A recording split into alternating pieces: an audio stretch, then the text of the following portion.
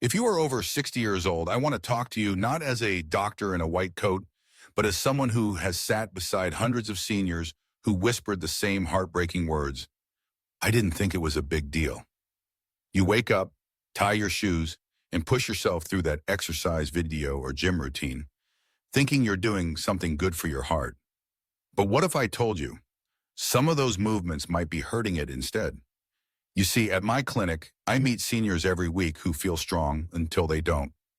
Elevated blood pressure, irregular rhythms, shortness of breath. These don't always come from poor diets or lazy habits.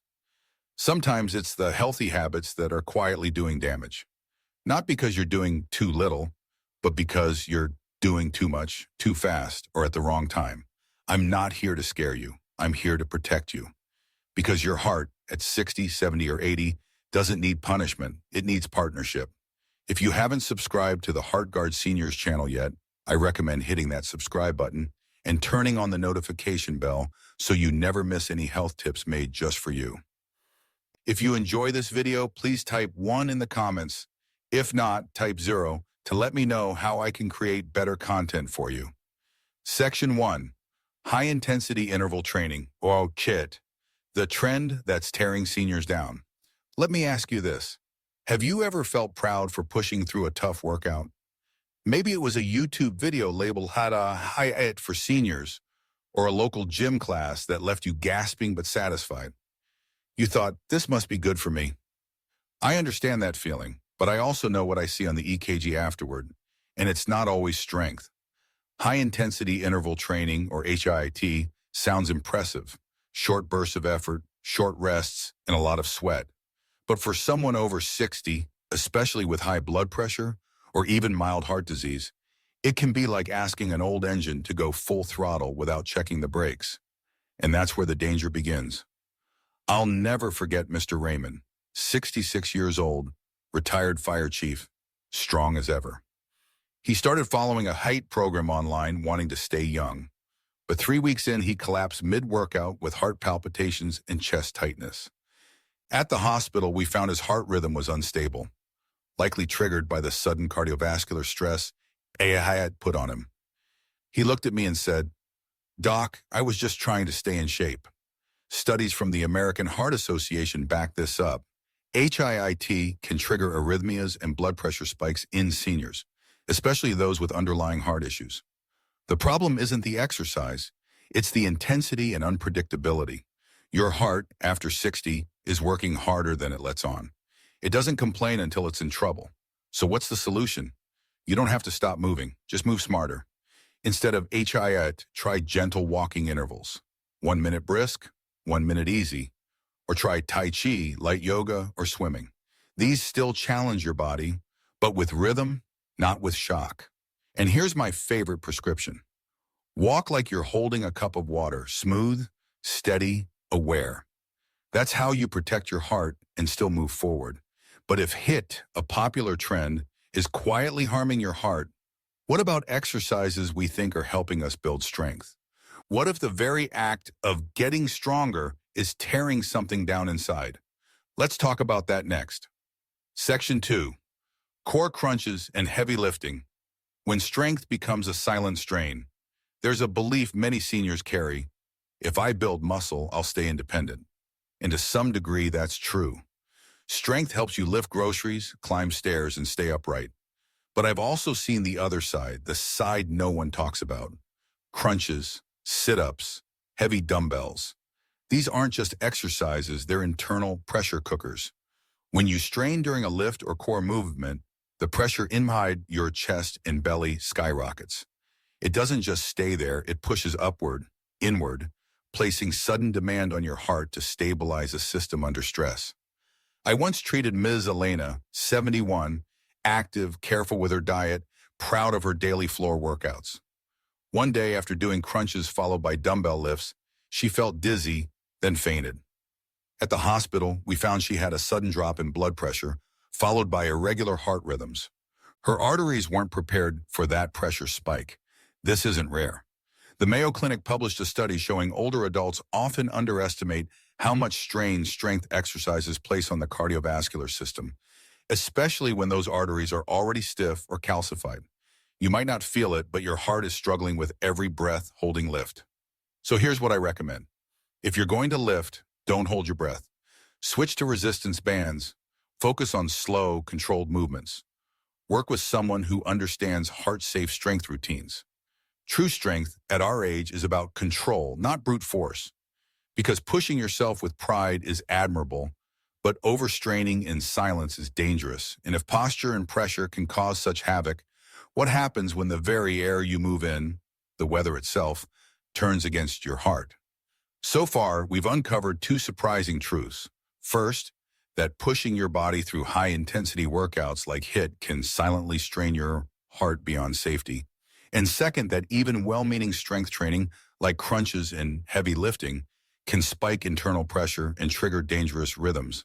These aren't rare cases. I've seen them again and again in my clinic. Seniors with good intentions, doing the right thing, only to walk in dizzy, exhausted, or scared because their heart wasn't ready for that level of stress. The message is simple. It's not about stopping movement. It's about choosing movement that works with your heart, not against it. But what if you're doing everything right and something completely outside your body starts working against you? I'm talking about the very air you breathe, the temperature around you. It can be your heart's silent enemy, and most people never even realize it. Section 3. Exercising in extreme temperatures. When the weather becomes your heart's silent enemy, you step outside on a crisp winter morning or a warm, sunny afternoon, determined to get your steps in. It feels peaceful, refreshing, but what you don't see is what your heart feels immediately. Resistance, stress, strain. As we age, our body's ability to regulate temperature fades. In cold weather, blood vessels constrict to keep warmth in, which raises blood pressure. In extreme heat, the opposite happens. Vessels dilate, your heart races to cool the body, and dehydration sets in faster than you think.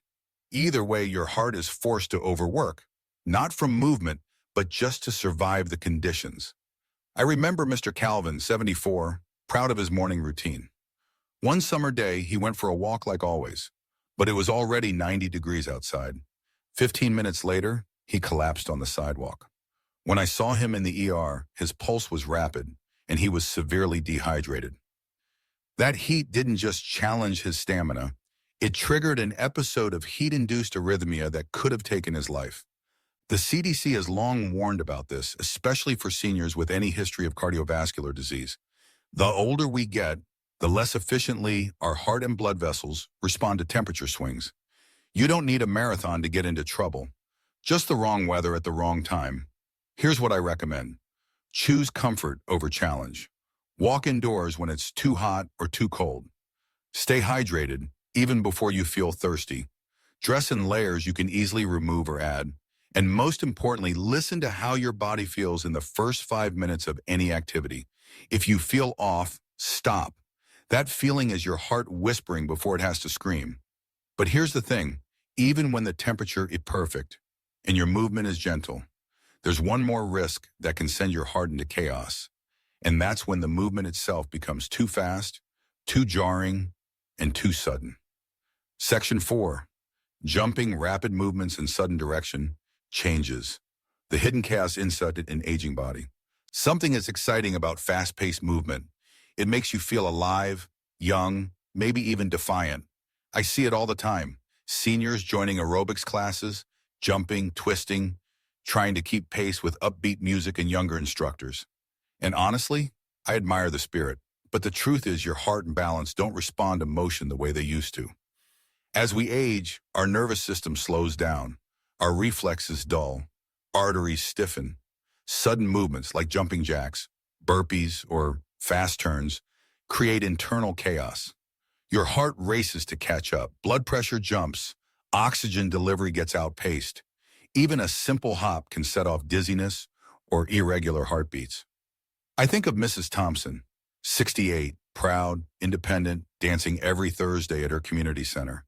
One day during a routine class, she twisted mid-step, lost her balance, and fell hard. The paramedics called me directly. She had no broken bones, but her heart was in atrial fibrillation. Fast, chaotic movement wasn't just hard on her knees. It shocked her heart into crisis. According to the National Institutes of Health, seniors are significantly more prone to fall-related injuries and rhythm disorders during rapid or uncoordinated movement. And sadly, it's not because they're weak, it's biology. The body becomes less reactive, more fragile, not by choice, but by nature. So what's the alternative? Gentle does not mean ineffective. Try water aerobics, which cushions joints while supporting circulation. Tai Chi, with its slow flowing movements, is proven to improve balance and reduce blood pressure. Even simple stretching and rhythm with your breath can bring calm and strength without risking a fall or an ER visit. You don't have to move fast to move forward. You just have to move wisely. But here's something you might not expect. Even if your movements are slow and safe, when you move might be working against your heart's natural healing process, especially if it's happening at the wrong time of day. Section 5, exercising too late at night, when good intentions disrupt your heart's deepest healing. Evening falls, the house is quiet. You finally have a moment to yourself, and so you lace up your shoes for a brisk walk or put on that 15-minute workout video. You feel productive, disciplined, but your heart? It may be begging for rest, not rhythm. One of the most overlooked stressors on an aging heart is timing. Your body, especially after 60, runs on fragile internal rhythms, circadian cycles that tell your heart, brain, and hormones when it's time to rest and when it's time to move. Disrupt those rhythms, and you may be inviting more harm than healing. I'll never forget Mr. Julian, 70 years old, former school teacher. He prided himself on his post-dinner walks. It helps me digest, he told me. But week after week, he complained of trouble sleeping, waking up with racing heartbeats. When we ran tests, we found late-night activity was keeping his nervous system alert long after bedtime, delaying deep rest and causing elevated nighttime blood pressure. Harvard Health Publishing confirms that late evening exercise can delay melatonin release, raise core body temperature, and increase sympathetic nervous system activity, all of which interfere with sleep and recovery. And sleep is when your heart repairs most. So here's the advice I give my patients. Move your workouts earlier. Mornings or early afternoons are ideal. If evenings are your only option, choose gentle stretching or restorative yoga, but nothing that raises your heart rate significantly. Let nighttime be about stillness, about breath, about healing. Because when your sleep suffers, your heart doesn't just lose rest, it loses its chance to rebuild.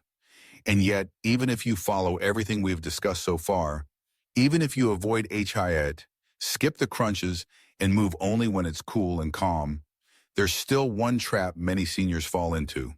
The most dangerous habit of all isn't what you do, it's what you don't do. Section 6. The myth of no pain, no gain. How this mentality endangers the aging heart. There's a phrase many of us grew up with, no pain, no gain. For decades, it was the anthem of commitment, toughness, and pushing through. But if you're over 60, let me tell you something from the depths of my 30 years treating heart patients. Pain is no longer your ally. It may be your warning sign. I once treated Mr. Randall, 66 years old. Former Marine, proud, disciplined. He had a routine, 100 push-ups, 30 minutes on the rowing machine, and sit-ups until he felt his abs burn. If I'm not hurting, I'm not working, he told me. But over time, that hurt turned into fatigue, chest tightness, and eventually shortness of breath. A stress test revealed ischemia. His heart wasn't getting enough oxygen during exercise, not because he was unhealthy, but because he pushed through warning signs, thinking pain meant progress.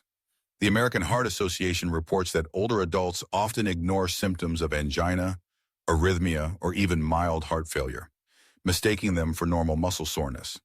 And worse, this outdated mindset delays care and increases the risk of a major cardiac event.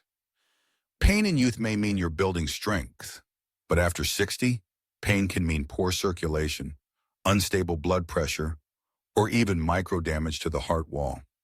So here's the shift. Instead of asking, how hard can I push? Start asking, what is my body trying to tell me? Here are 5 questions to ask yourself during or after a workout. Is this discomfort sharp or is it a dull ache? Does the pain last after I stop moving? Is my breathing easy or am I struggling? Do I feel lightheaded or dizzy? Am I trying to keep up with someone else's pace? If you answered yes to any of the last three, your heart may be under strain. It doesn't mean stop forever. It means adjust, listen, modify. You can still get stronger, but safely. Replace the no pain, no gain motto with something better. No strain, just gain. Gentle consistency beats intensity every time after 60, and that brings us to a hidden truth. If too much movement is dangerous, does that mean no movement is safer? The answer may surprise you. Section 7, the sedentary trap. Why doing nothing can be just as dangerous. It often starts innocently, a minor fall, a stiff knee, or a warning from a friend. Be careful, you're not as young as you used to be. And so, gradually, you stop. You sit more, skip the walk, delay your stretching. Before you know it, the days that turn into weeks of stillness. And while it may feel safer, your heart is silently paying the price. I saw this firsthand with Miss Clara, 72, recently retired, had a scare when a close friend broke her hip during yoga. Out of fear, she stopped all movement. Better safe than sorry, she told me. 6 months later, she came in with higher blood pressure, poor balance, shortness of breath from just walking to the mailbox. Her heart wasn't damaged by exercise, but by the lack of it. The CDC states clearly, adults over 65 should aim for at least 150 minutes of moderate activity per week. Why? Because when we stop moving, we lose more than muscle. We lose circulation. Our arteries stiffen, our heart pumps harder to get oxygen where it needs to go, and inflammation builds. It's called deconditioning, and it's one of the fastest ways aging accelerates. The truth is, doing nothing isn't neutral, it's actively harmful. But here's the good news. Getting back on track doesn't require running marathons or joining gyms. It starts with 5 simple habits you can do daily. Stand up every 30 minutes. Set a timer if you need to. Walk for 10 minutes after meals. Helps with digestion and blood sugar. Stretch when you wake up. Loosens joints. Boosts circulation. Do arm circles or heel raises while watching TV. Keep the blood moving. Use your home as a circuit. Move from room to room with purpose. Motion doesn't have to be intense to matter. A 22 study from Johns Hopkins showed that even low-impact daily movement reduced heart disease risk by up to 30% in seniors. 30% from simple, consistent motion. So the next time you feel tempted to stay seated just to be safe, remember, stillness is not safety, it's surrender. And your heart was never meant to live in stillness. It was meant to beat in rhythm with life. And yet, even if you move the right way at the right time, with the right intensity, what if the problem isn't physical at all? What if the most dangerous stress on your heart comes from something no one else sees?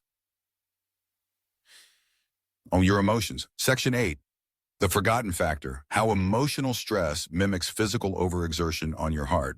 You don't need to run to raise your heart rate. Sometimes all it takes is a single thought, a bad memory, a tense conversation, a sleepless night replaying what ifs and worries, and suddenly your heart is pounding, your chest feels tight, and your breath shortens.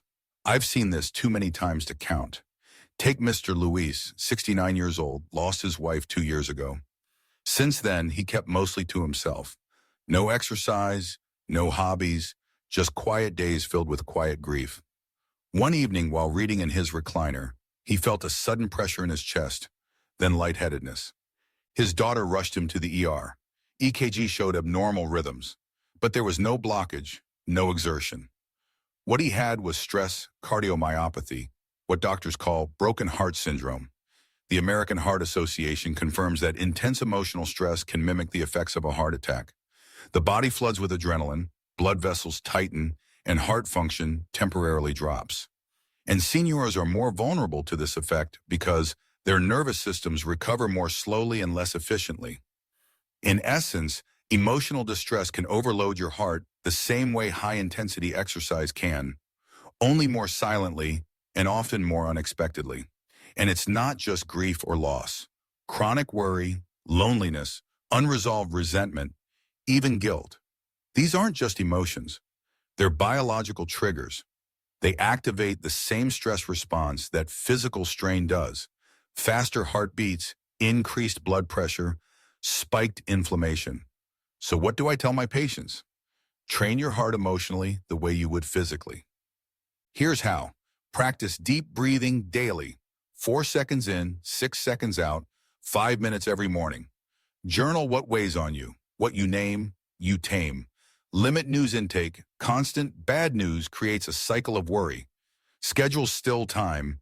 Just sit with a cup of tea, no phone, no noise. Talk to someone, a friend, a pastor, a counselor. Your heart hears silence too long. A 2021 study in the journal Circulation found that older adults with consistent stress reduction habits had a 23% lower risk of heart events, even if they had existing conditions. This isn't about avoiding emotions.